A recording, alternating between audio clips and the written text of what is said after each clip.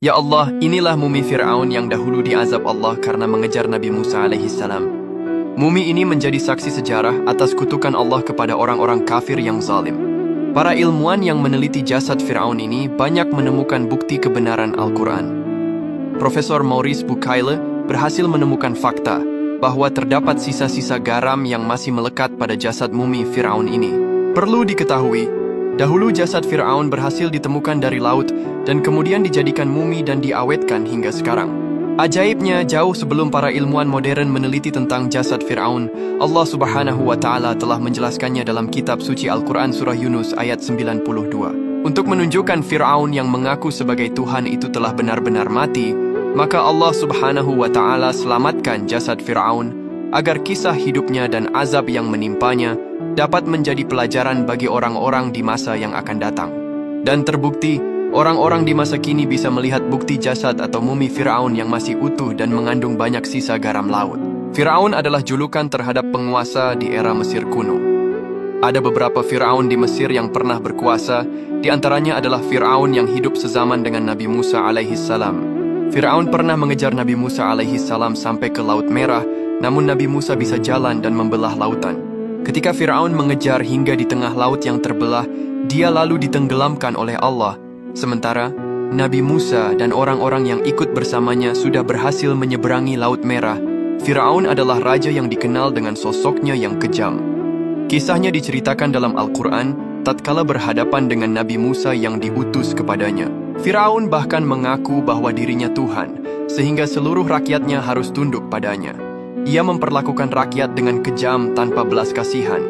Ia memeras pajak yang tinggi dan menjadikan kaum Bani Israel sebagai budak-budak kerajaan. Kekejaman Fir'aun juga diikuti dengan kesombongannya. Ia enggan bersyukur atas kemakmuran yang dianugerahkan Allah. Ia justru menjadikan Mesir sebagai negeri yang penuh dengan kemusyrikan. Fir'aun juga memisahkan rakyatnya menjadi beberapa bagian dan menindas bangsa Bani Israel yang berasal dari keturunan Nabi Yakub bin Ishak bin Ibrahim. Tak hanya sampai di situ, Fir'aun menjadikan bangsa Bani Israel sebagai budak dan pekerja kasar di bidang-bidang rendahan.